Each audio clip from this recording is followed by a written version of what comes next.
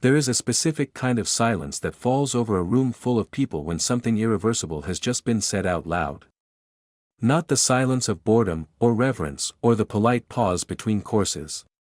This is the silence of collective breath held, 34 people around a Christmas table, candles burning, crystal glasses catching the light, a moment that had been building for months without any of them knowing, and then the kind of quiet that follows a detonation. The kind where everyone looks at the same place at the same time, and nobody speaks, because speaking would mean acknowledging that what just happened actually happened. My brother Marcus raised his glass and smiled at my wife and said 11 words. 11 words. I've counted them many times since.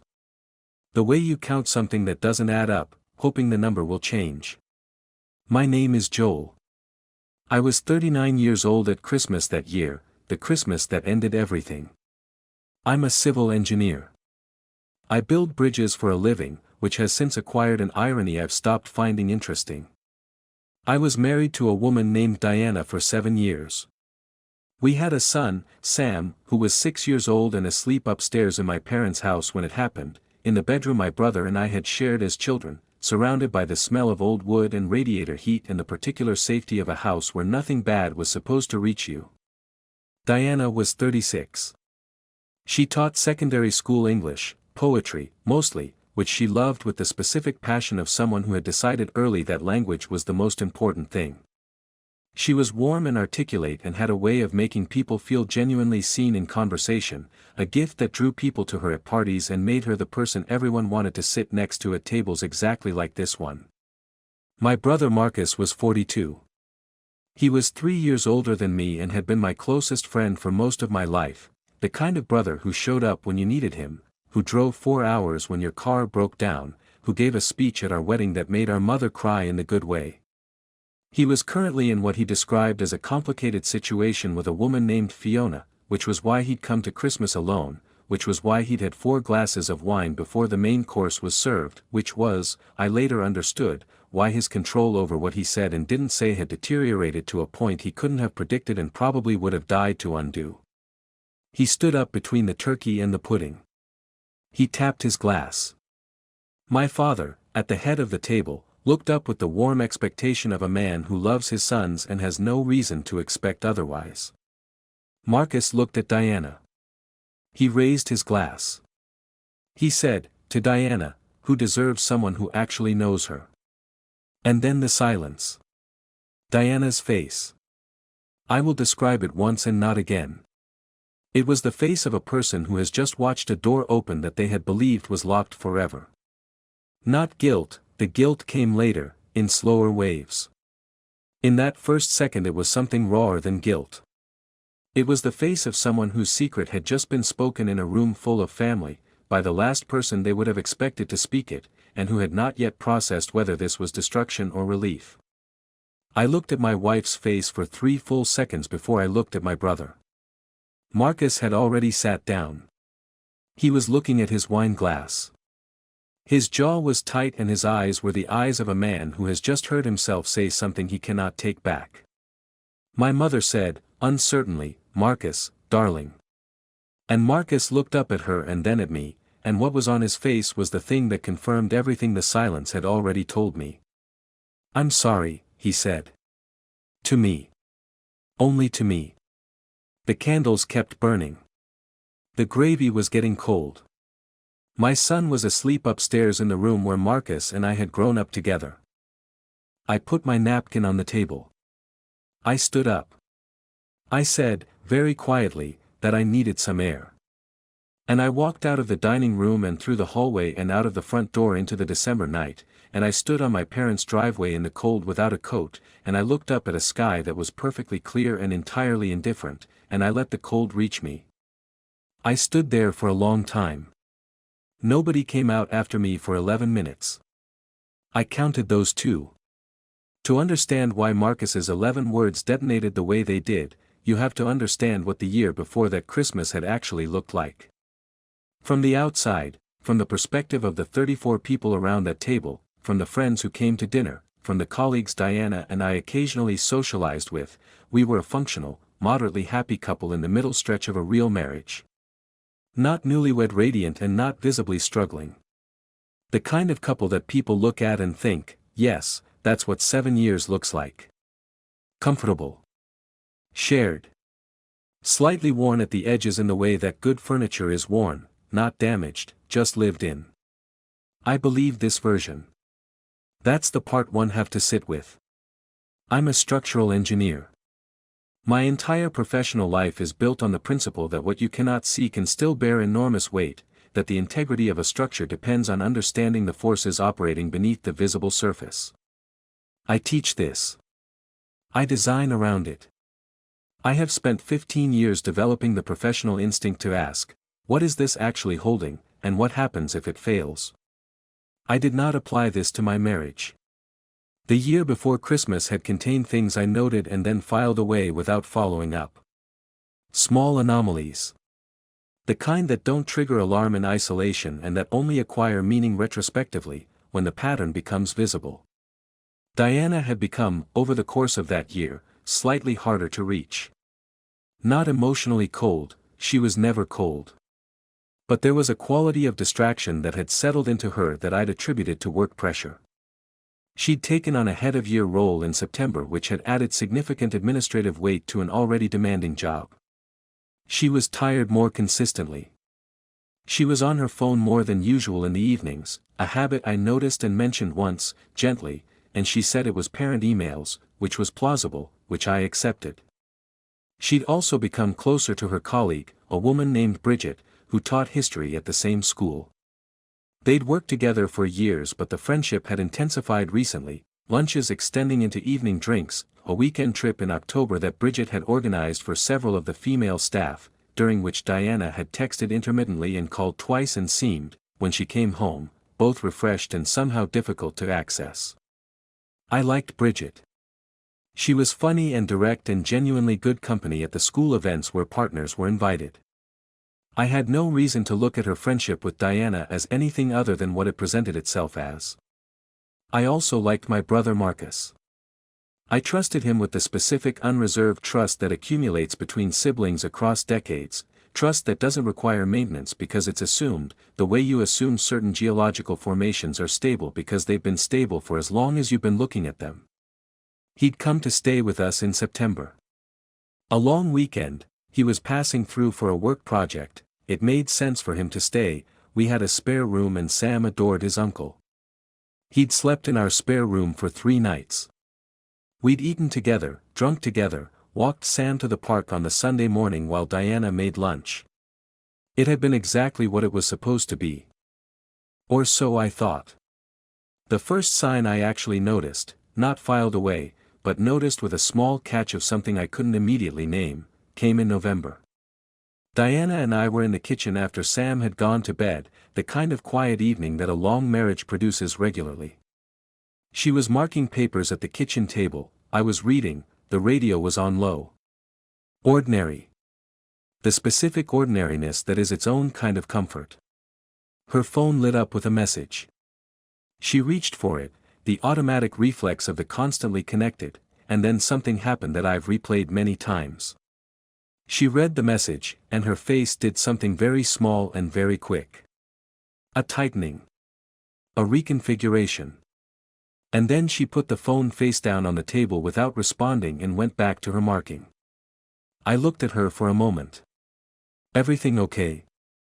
I asked. She said. Student drama. Nothing important. I went back to my book. But I'd seen the message preview before she turned the screen over. Just the sender's name and the first words, enough to register, not enough to understand. The sender wasn't a student. It was a name I didn't recognize. Daniel, the preview had read. And then something I couldn't make out. I told myself the name meant nothing. Daniel could be anyone, a parent, a colleague, a friend from before I knew her, an organizer of something school-related. Diana had a wide and overlapping social world that predated our marriage and continued alongside it, full of people I knew by name only or not at all. The name Daniel appeared in that world and I had no reason to pull on it. But I'd seen her face. And the face was the thing I couldn't file away. In the weeks between November and Christmas, I became a person I hadn't been before in our marriage, a noticer. Not an investigator. I want to make that distinction clearly, because there is a difference between the deliberate architecture of surveillance and the heightened awareness of someone who has had their instincts quietly activated. I was paying a different quality of attention. The kind that picks up things that were always there but that you weren't previously oriented to receive. I noticed that Diana's schedule had become slightly less legible. Not dramatically, she wasn't coming home at unusual hours or fabricating absences. But the granularity of her account of her days had reduced. Where she used to mention specific conversations and small incidents and the texture of a school day with the natural overflow of someone who processes verbally, she now gave me the summary. The headline. The version that answered the question without opening a door. I noticed that she and Marcus had a specific quality of interaction when I reviewed it in memory, the weekend he'd stayed in September. They'd been easy together. Warm. The natural warmth of people who get on well. But now, thinking about it from this new orientation, there had been a moment I'd registered at the time as nothing. A Sunday evening, I'd been putting Sam to bed and had come downstairs to find them in the kitchen, Diana at the counter and Marcus sitting at the table, and they'd been talking in low voices that stopped, just briefly, when I came in. I'd walked into the room and Diana had said something about wine and Marcus had laughed about something and it had been entirely normal. Now I thought, what were they talking about? I almost called Marcus in December, the week before Christmas, when we were all preparing to converge on our parents' house in the Midlands for the annual 4-day gathering. Almost. I held my phone and looked at his name in my contacts and couldn't quite construct the question. Because the question, formed honestly, was, is something happening between you and my wife? And the act of asking it to my brother, to the person I trusted most outside my marriage, felt like a structural test I wasn't ready to run. I put my phone down. I packed the car. I drove my family to my parents' house with the specific careful normalcy of someone who has decided to hold everything steady until they have more information. Diana was bright on the drive. She and Sam played word games in the back seat. He'd insisted on sitting with her, some 6-year-old logic I didn't try to follow, and her laughter was genuine and full and I thought, you're wrong about this. Look at her. You're wrong. We arrived on the 23rd. My parents' house in December had a specific physical character, wood smoke and the smell of the pine wreath my mother put on the door every year, the creak of the hallway floor, the particular warmth of a house that has been heated specifically for arrivals. Sam ran straight to the living room to find the decorations. My mother came out of the kitchen with flour on her hands and hugged us both. Marcus arrived 2 hours later. Alone, as expected, the situation with Fiona had apparently not resolved. He came in with a bag of wine and a present for Sam and the particular bright energy of someone who has been drinking slightly before arriving, and he hugged me, and I felt the hug the way I always felt his hugs, solid, genuine, the specific physical language of a brother, and I thought again, you are wrong about this. He barely looked at Diana when he came in. That was the thing. That was the thing I noticed as we stood in the hallway with coats and bags and the organized chaos of family arrival. When my wife and my brother were in the same space for the first time since September, he barely looked at her. Marcus, who looked at everyone. Who filled a room. Who had never in 42 years of life been the person who looked away. He looked everywhere except at Diana. And Diana looked everywhere except at Marcus. And I stood in the hallway of my childhood home with my son's hand in mine and I understood, with the slow dread of a structural engineer watching a load-bearing wall develop a crack, that I had not been wrong at all. I didn't sleep on the night of the 23rd. The house went quiet around 11, my parents to bed, Marcus to the spare room at the end of the corridor, Sam in the childhood bedroom with Diana and me on the fold-out we always used when we stayed. The fold-out was slightly too narrow for two adults who weren't reaching for each other, and Diana was asleep within 20 minutes, the deep, immediate sleep of someone genuinely exhausted, or someone whose conscience was quieter than mine. I lay in the thin dark and listened to Sam breathe from the camp bed in the corner and went through everything I knew in the precise, systematic way I went through load calculations at work. Not panicking. Assessing. What I had, a toast I hadn't forgotten. A name on a phone screen. Diana's face when she received that message in November. Marcus not looking at her in the hallway. The stopped conversation in the kitchen in September. What I didn't have, anything that couldn't be explained differently. I was a man who built bridges. I understood that the absence of visible failure didn't confirm structural integrity. But I also understood that you didn't demolish a bridge on a theoretical load model. You needed data. I got up at 6 in the morning while the house was still dark. I made tea. I sat at my parents' kitchen table, the same table where I'd done homework 30 years ago, where my father had helped me with geometry and my mother had told me that any problem looked smaller after a full night's sleep, and I thought about what I was going to do with Christmas Day. Marcus came down at 7. He stopped when he saw me. He was wearing yesterday's clothes and his eyes had the look of someone who had also not slept. We looked at each other across the kitchen. "Sit down," I said. He sat. I poured him tea.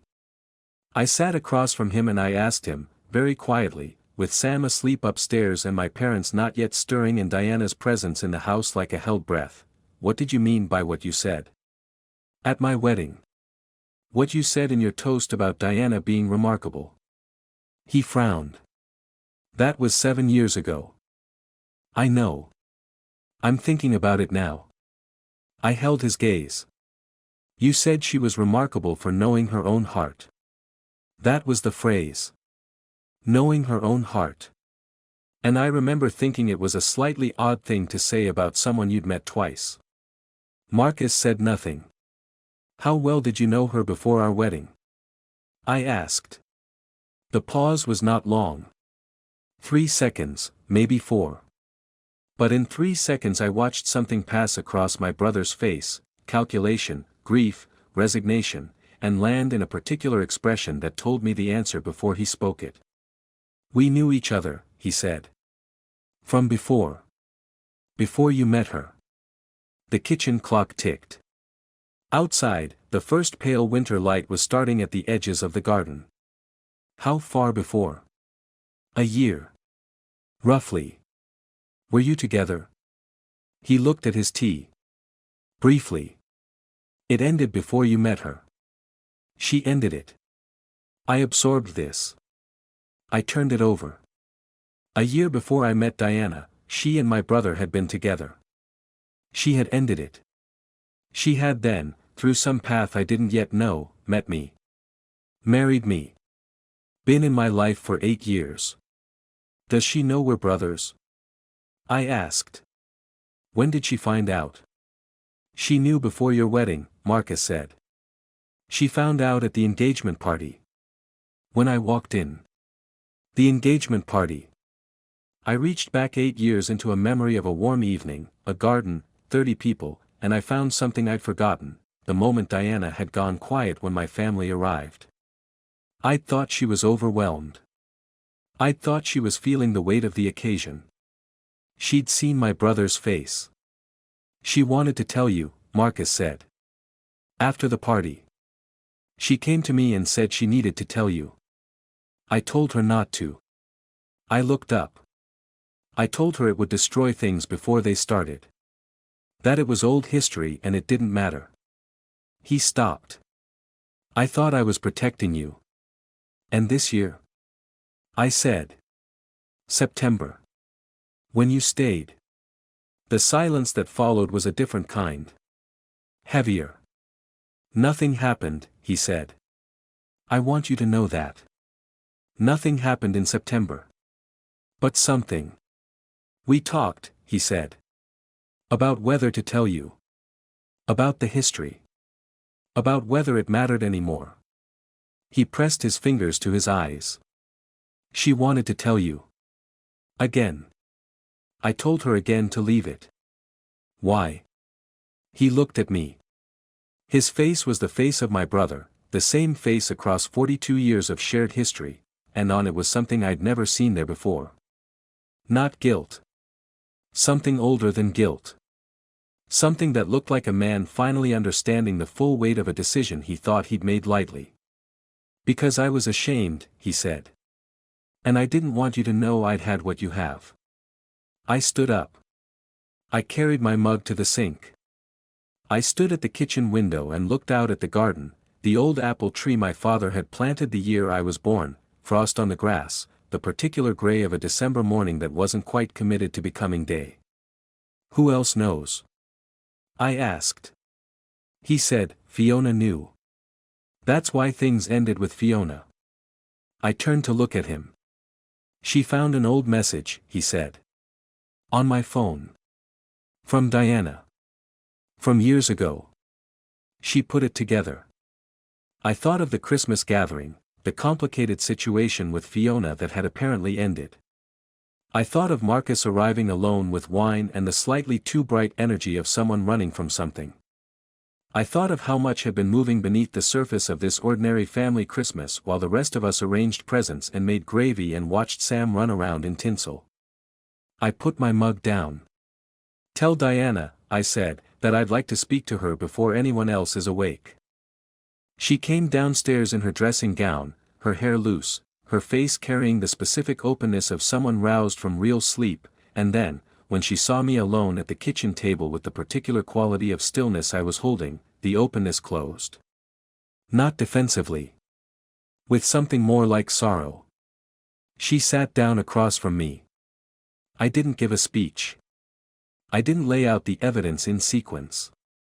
I was too tired for architecture. I said, tell me about Marcus. She did. It was different from what I'd expected, and what I'd expected was complicated enough. Diana's account of the history with my brother was not a story of deception designed to trap me. It was a story of a younger woman who had ended a relationship, moved her life in a different direction, and then, through the particular randomness of how people meet, fallen in love with a man whose brother she had briefly loved before. She had known, at the engagement party, exactly what she was standing inside. She had known that the history existed and that I didn't know it and that its existence would reshape how I understood the beginning of our story. She had spent the first year of our marriage in a private negotiation with herself about whether and how to tell me. Why didn't you? I asked. I was afraid, she said. Not of losing you, I was afraid of what it would do to you and Marcus. To your family. She looked at her hands. I kept telling myself the relationship with him was finished and irrelevant and that telling you would only create damage that wasn't necessary. But Marcus came to stay in September. Yes. And you had the conversation about telling me. She looked up. He told you that. Yes. She was quiet for a moment. We'd been talking about it, on and off, since the engagement party. By September it felt, the weight of it was getting heavier. Not because anything had changed between Marcus and me. Nothing had. But because carrying it was starting to cost me something I couldn't define. Was there anything else? I asked. Between you and Marcus. After we were married. The word I was reaching for, and not quite using, hung in the air between us. No, she said. Nothing. Not once. I want that to be absolutely clear. She held my gaze with the steadiness of someone telling the truth. What we had was over years before I met you. But the fact of it was never over. The secret of it. That's the thing I've been living with. I believed her. I've thought about that many times since, the decision to believe her, and I still think it was right. Not because I needed to believe her, but because the specific way she said it had the quality of something spoken without rehearsal, the texture of the actual truth. The name on your phone in November, I said. Daniel. She blinked. That's apparent. Year 11. His son has been having a difficult term. I had an involuntary thought that I will not pretend was rational, of course it is. Of course the one detail I'd seized on and carried for a month was completely innocent. Of course the actual secret had nothing to do with what I'd been watching for.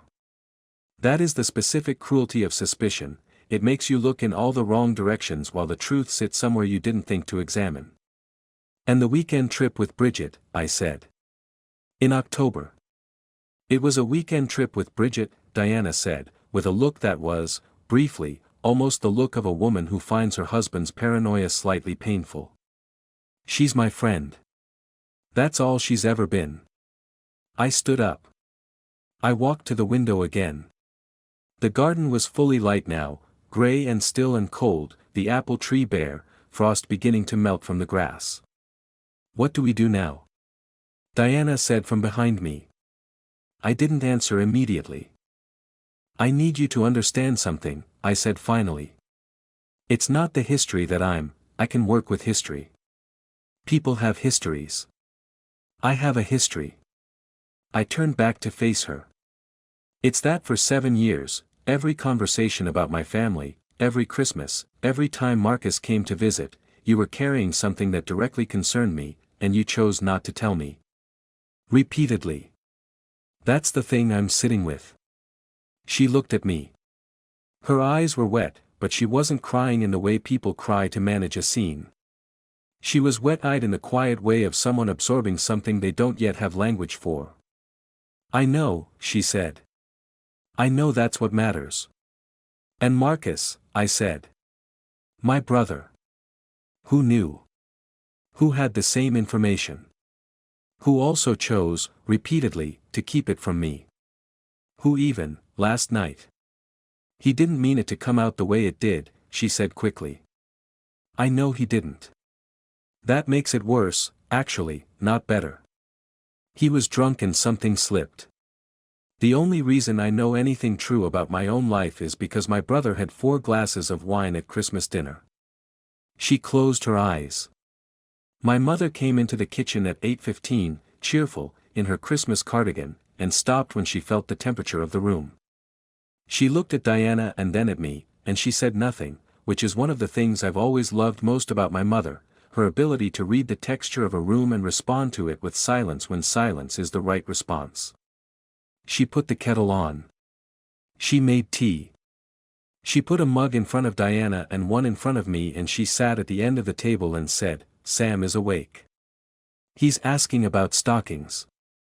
I went upstairs and found my son sitting in the middle of the camp bed surrounded by the wreckage of his stocking, clementine peels and sweet wrappers and small gifts examined and discarded, and the general magnificent disorder of a 6-year-old on Christmas morning. He looked up at me with the specific radiance of a child for whom the world is exactly what he wants it to be. Daddy, he said. Look what I got. I sat on the edge of the camp bed. I looked at what he'd got. I held the morning around me and tried to keep it in one piece. Christmas Day happened because it had to. There is something both terrible and clarifying about the way life insists on continuing during the moments you most need it to pause. Sam needed Christmas. He needed the tree and the presents and his grandparents and his Uncle Marcus and both of his parents in the same room behaving like people who could hold it together for a 6-year-old on December the 25th. So that is what we were. Marcus and I did not speak again that day beyond the necessary. We passed things at the table. We both watched Sam open his presents with the particular focused attention of 2 people avoiding each other's eyes. My mother hovered at the edges of everything with the radar of a woman who has known both her sons for their entire lives and understood that something had fractured, and who was making the calculation, the right one, that her job right now was to keep the surface intact for the child. My father noticed nothing. That is not a criticism. He is a man who pays attention to the things immediately in front of him and processes the world in a radius of about 2 feet. On Christmas Day the radius contained Sam and the television and the crossword he did every year after lunch, and within that radius he was complete and happy, and watching him I felt something that was almost envy. Diana and I were careful with each other in the way of 2 people who have had a conversation that cannot be unhad and who have not yet decided what it means for the structure they inhabit together. We were not cold. We were not performing warmth. We were in the narrow space between those things, functional, present, honest in the specific honesty of people who have run out of the energy required to maintain a false version. Sam went to bed at 8. He was asleep within minutes, the hard, total sleep of a child who has been completely happy. I stood at his doorway for a long time. Then I went downstairs and found Diana in the living room, the Christmas tree lights still on, the rest of the house quiet.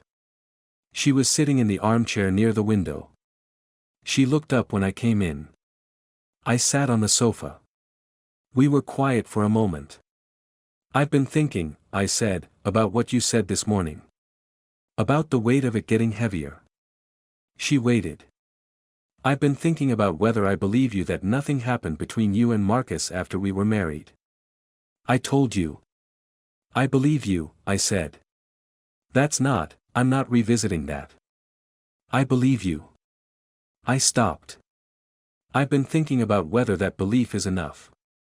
Whether the shape of what I understand my marriage to be, the shape I've been living inside for 7 years, is so different from the actual shape that I don't know how to find my footing in it." She looked at me carefully. "The history with Marcus," I said. "On its own, painful, strange, I'd need to process it, but survivable. The secrecy, on its own, something we could address. But together, they produce something I don't have a clean name for. I've been trying to find the structural metaphor and I keep failing." I stopped again. "It's not that the building has a crack. It's that I've been measuring from a datum point that wasn't where I thought it was. Everything built from that point is technically accurate, but the reference is off. And I don't know how to recalibrate." Diana was quiet for a long time. "I don't know what I'm asking for yet," I said. I'm not ready to say what comes next." "Neither am I," she said. "I think that's honest." "Yes." Outside, on the street, a car went past with its headlights on. The Christmas lights on my parents' neighbor's house blinked slowly, red, blue, white, in no particular sequence. "What I want to know," I said, "is why Marcus? Why, of the things you could have told me in 7 years, did his toast last night reveal it? Why hasn't he been able to leave it alone? What was it about watching our marriage that made him?" I stopped. I'd thought about this all day and hadn't yet found the edge of it. Diana looked at the window for a moment. "Then, I think he loved me. In the way that doesn't fully leave. I think seeing us together I think it has cost him more than he's let on. The room absorbed this. He protected his own pain," I said slowly, "by encouraging your silence." She didn't answer. But the silence answered. I thought about my brother, across decades of shared life, the person who drove 4 hours when my car broke down, who gave a speech at my wedding that made our mother cry, who sat across from me in this same kitchen when we were children doing homework by lamplight. I thought about what it had cost him to come to every Christmas for 7 years and watch us, and I couldn't quite decide whether what I felt was anger or sorrow or the particular grief of discovering that someone's love for you has limits you didn't know existed, limits shaped by something they didn't choose and couldn't resolve. I went to find him. He was in the small sitting room at the back of the house, the room my parents used as a study, lined with books, a single lamp on. He was sitting in my father's reading chair and he looked, when I came in, like someone who has been waiting for a reckoning and is both terrified of it and relieved that it has finally arrived. I sat down across from him. "I'm not going to tell you it's okay," I said. "I know. I'm going to tell you that I understand more than I want to. About why you made the choices you made." I stopped. "That doesn't mean I'm not," I searched for the word and couldn't find one that was both honest and survivable. "I need time. With all of this." He nodded. "The toast," I said. "Last night. What you meant to say." He looked at me. "You meant to say she deserves someone who knows her history," I said. "You meant it as a statement about yourself. About what you carry." His jaw moved. He didn't speak for a moment. "Then, I've spent 7 years watching you have a life that," he stopped. "That should have told me it wasn't my life to want. But the thing about wanting is that it doesn't consult you." The lamp made the room amber and warm. Outside it was fully dark and fully cold. "We're going to need time," I said. "Diana and I. And you and I. I know. I don't know what that looks like. Neither do I." We sat for a while without speaking, in the specific silence of two people who have known each other their entire lives and are suddenly strangers in a small room on Christmas night, recalibrating the distance between them. I went back to Diana at 11. The tree lights were still on. Sam's breathing from upstairs was audible in the quiet house, that steady rhythm that children produce when the world is entirely safe for them. I sat beside her on the sofa. Not close enough to touch. But close. We sat in the quiet for a long time. "I loved you," she said finally. "I still love you. I want that to be part of whatever we do next." "I know," I said. "But?" "There's no but yet," I said. "There's just, not yet. Not tonight." She nodded. The tree lights blinked slowly. The room was warm. Somewhere outside the house, the world was doing what it always did, indifferent, continuous, unaware of the specific weight of what was being carried by the people inside. I sat with my wife in the amber light of my parents' living room on Christmas night, and I thought about structure. About what holds things up and what gives way. About the difference between a crack and a collapse. About whether what I'd built was salvageable, or whether the datum point being wrong meant starting from a different ground altogether. I didn't have an answer. I looked at the tree. I thought about Sam asleep upstairs, who would wake up tomorrow and want breakfast and cartoons and both of his parents in the same room, and who didn't yet know that the world was something that could reorganize itself beneath you without warning. That was its own kind of weight. I held it. I sat with my wife in the quiet and held it, and didn't look away from it, and waited to understand what it would become. This story operates on a structure that most betrayal narratives avoid. The betrayal at its center is not a physical infidelity but a sustained, collaborative act of omission, a shared secret maintained by two people who both loved Joel and chose, repeatedly, to protect themselves under the guise of protecting him. That distinction matters enormously, because it means Joel's reckoning is not with a single act but with a pattern, a geometry, a 7-year architecture of loving concealment that turns out to have been quietly reshaping the reality he was living in without his knowledge or consent. The wedding toast is the story's detonator, but Marcus's 11 words don't create the problem, they reveal one that already existed completely. At what point do you think the damage became irreparable? Was it the engagement party, when Diana saw Marcus walk in and chose silence? Or earlier, when she didn't immediately disclose the history before accepting Joel's proposal? The story resists the easy answer. There is no single moment of betrayal because the betrayal was assembled gradually, decision by decision, each one feeling survivable to the people making it. What makes the ending genuinely open rather than falsely comforting is Joel's refusal to resolve prematurely. He doesn't forgive or condemn. He doesn't leave or reconcile. He sits in the amber light with his wife and names the thing accurately, not yet. That phrase carries more psychological honesty than any dramatic exit or tearful reunion could. It acknowledges that some damage requires time before its true shape is visible, that the question of whether a structure can be rebuilt from a corrected datum point is not answerable in a single evening, however honest that evening has been. The apple tree in the garden, planted the year Joel was born, visible from the kitchen window on that gray December morning, is the story's quietest image. It has been there his whole life. It bore the frost. It will bear the spring. Whether the marriage will do the same is a question the story deliberately does not answer. Because some things can only be known by living through them, and honesty, however late, is always the necessary place to start.